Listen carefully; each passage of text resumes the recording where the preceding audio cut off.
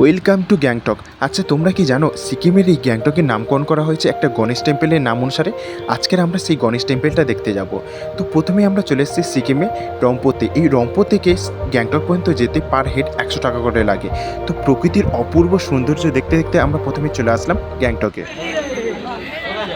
গ্যাংটক থেকে গণেশটক যাওয়ার আগে, অর্থাৎ শ্রী গণেশের টেম্পেলে যাওয়ার আগে, এখানে বৌদ্ধ সংস্কৃতিকে ধরে রাখে এরকম বিভিন্ন ধরনের মিউজিয়াম এবং বৌদ্ধ বিভিন্ন ধরনের এখানে মূর্তি এবং মঠও প্রতিস্থাপন করা আছে, যার অপূর্ব সৌন্দর্য এবং অপূর্ব ঐতিহ্য এখানে তোমরা দেখতে পাবে।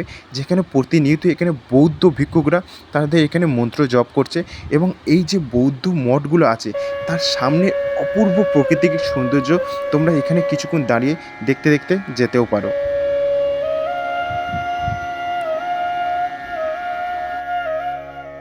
এরপর তাসি ভিউ পয়েন্ট দেখে নিয়ে তারপরে আমরা গণেশটক যাওয়ার রাস্তা ধরবো। আর এখানে যাওয়ার পথে তোমরা অনেক পাহাড়ি কুকুর দেখতে পাবে, যেগুলো খুবই কিউট হয়। তো তারপরে কিছুক্ষণ চলার পরে আমরা চলে এসেছি এখন গণেশটকে। এই গণেশটক মন্দিরটা প্রতিষ্ঠাপিত হয়েছে 1952 থেকে 1953 সালের মধ্যে। এখানকার একজন পলিটিশিয়ান এই মন্দিরটা প্রতিস্থাপন করে। বলা হয়ে থাকে এখান থেকেই এই গ্যাংটকের সবথেকে ভালো সৌন্দর্য দেখা যায়। বলা হয় এখানকার সবথেকেই ভালো ভিউ পয়েন্ট হচ্ছে এই গণেশটক।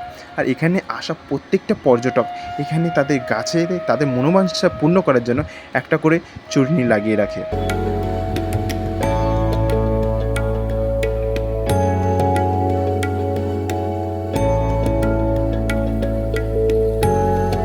এখানকার লোকের শুধু এটা বিশ্বাস নয়, সত্যিই এখান থেকে এই গ্যাংটকটা সবথেকে সুন্দর দেখা যায়। আর এখান থেকে দেখার জন্য এখানে বসারও ব্যবস্থা করে রেখেছে। এখান থেকে বসে এই গ্যাংটকের সৌন্দর্য তোমরা উপভোগ করতে পারো। আর এই টক কথার অর্থ কিন্তু এখানে টেম্পেল। এখানকার লোকেরা টক মানে টেম্পেল হিসাবে ব্যবহার করে। আর এই গ্যাংটকের নামকরণ হয়েছে এই গণেশের টেম্পেলের নাম অনুসারে। এই গ্যাংটক আর গণেশটক এই একই সঙ্গে সংযুক্ত হয়ে আছে। তোমরা এই অপূর্ব সৌন্দর্য দেখার পরে চলে আসো মন্দিরে। মন্দিরে এসে প্রভু শ্রী গণেশের এখানে দর্শন করো এবং তোমরা এখানে পূজাও দিতে পারবে।